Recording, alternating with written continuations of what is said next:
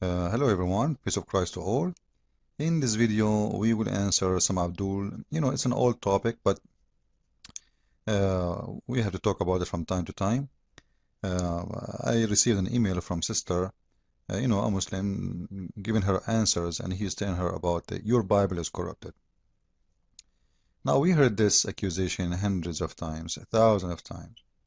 And, I want to show people first that this accusation is a stupid accusation. It's actually hurt Islam more than it does hurt Christianity. But I will start first from the beginning.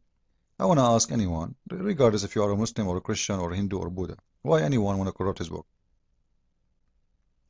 Like, if I am an atheist, I want to corrupt the book of the Christians, that will make sense.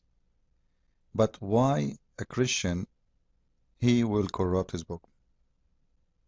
That doesn't make sense. A person, he believes in heaven and hell. Why he want to take himself to hell? Secondly, how you can corrupt it? All of us, we knew that the apostles of Christ, all of them, they spread all over the earth. And all of them, they are good men, right? I think even the Muslims, they have to admit, they will say, yeah, they are good men. The followers of Christ, in the beginning at least, the Muslims agree that those are good Christians. Okay, now those good Christians, they went all over the earth and they start teaching. And at that time there is no, they can't speak over the phone and, I'm talking about. So communication is very hard, and everybody live in different city, country, different town, different life, even speaking different language. Because they speak in many countries, speaking to many people. Now, let us say a group, not a person. Let us say which is impossible. How old the group? As an example, all the group of those Christians who live in Israel, they agree to corrupt the book. It's impossible to make all people say, yeah, we will corrupt it. Yeah, for sure. Let's change it. Then if this has happened, what about the people they live in the next city? How you want to convince them to change it too? What about the city after? What about the city after? What about different countries? As an example, Christianity went all the way to India and Egypt. And countries have nothing to do with even the Roman authority. So how you can make all those people agree to change the book? It's impossible. It's a stupid idea. And if you change it, if you change a book, there will be books. This is the case. There will be books, not only a book. Because, okay, you change one, what about the rest? So it's a false, stupid statement. And the whole idea, Muslims, they say it because they are trying desperately, because they are bankrupt, to find their profit in the Bible. Now, before we go to that topic, to show you that this argument is a proof, actually, that Islam is a false religion. Because simply, the Quran says clearly that the Injil, which is supposedly the book, the Bible, or they say the Gospel, the New Testament, is sent from Allah. As long the Gospel is sent from Allah, therefore, this is the book of Allah. Therefore, the Muslims are saying to us, the book of Allah is screwed. Okay, what's my problem? What is my problem as a Christian? Your God, Allah, he gets screwed. Why are you complaining? You're coming to me saying to me, I screwed your God? Okay, I screwed your God. What kind of God? He cannot protect his book. If we ask the Muslims, was the gospel of Allah, not our gospel, I will make a distinction here between both, because simply we don't believe in Allah, and we don't believe in his gospel, but we will go with for the sake of argument. The gospel of Allah, was it corrupted by Allah's will or against his will? If the Muslims, they will say, actually they don't have another options, they will say yes, by Allah's will, because you cannot do anything against Allah's will, by the way. The Muslims believe in destiny. Now, as long as they believe in destiny, which is a Muslim, he have to do what is written for him already. It means Allah, He wrote for those who corrupted the book to corrupt the book.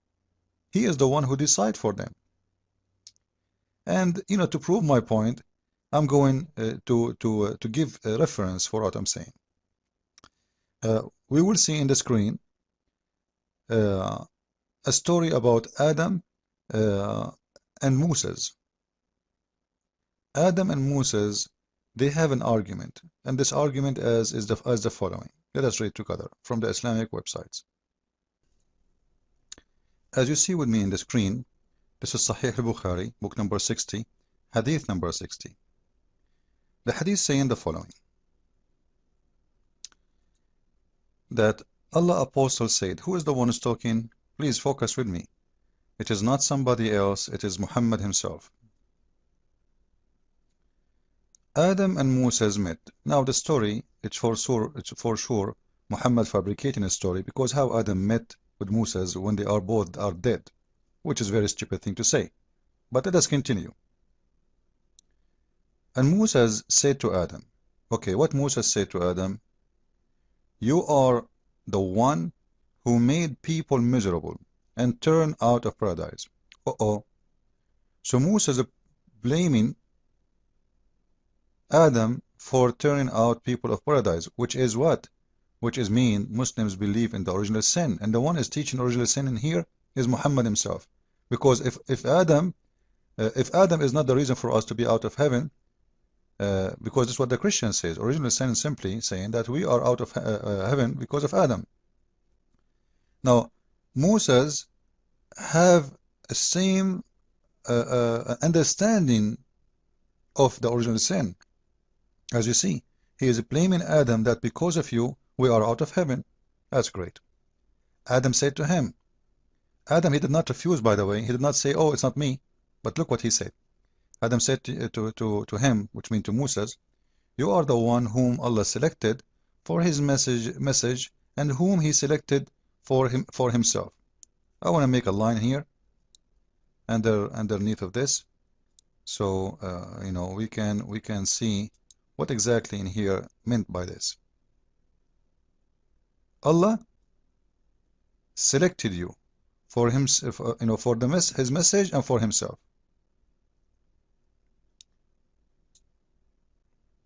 And upon whom he revealed the Torah, Moses said, yes, Adam. Adam said, did you find, and focus with me please, because this is extremely important. Did you find what written in my fate before my creation?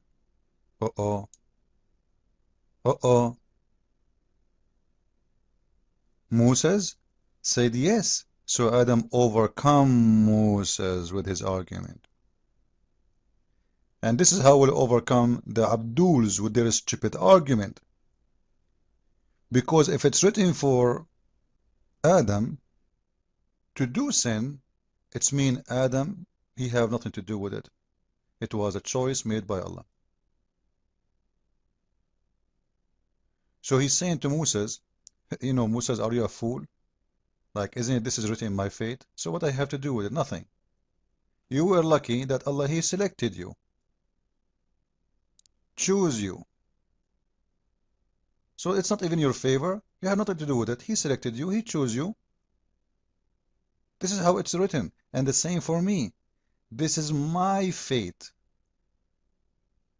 Written before my creation.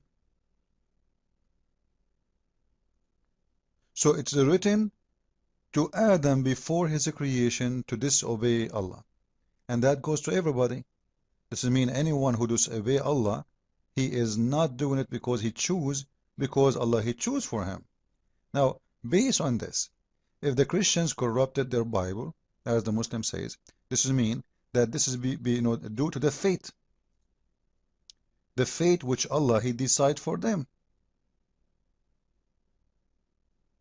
As we see in here, it is written in our fate that we will corrupt the book according to Islam. Therefore, what is the problem, Mr. Muslim?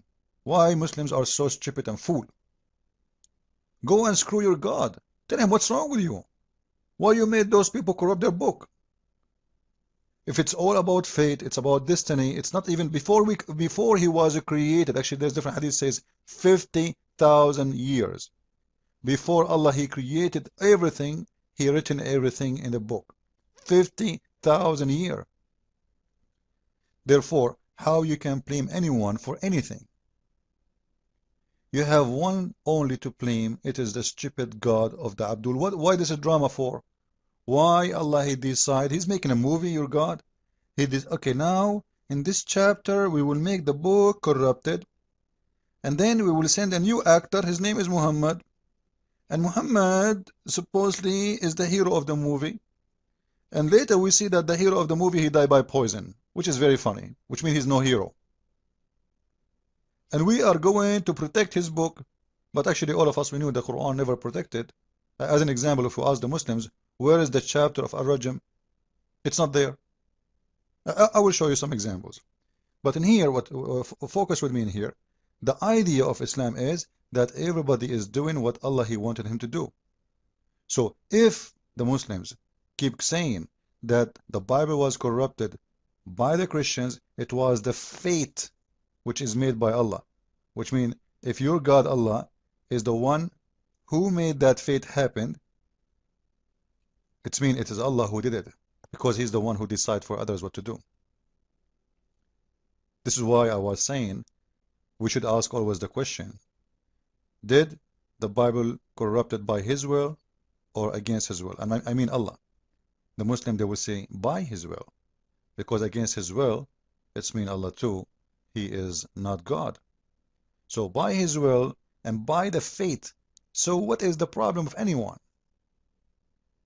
It is your stupid God.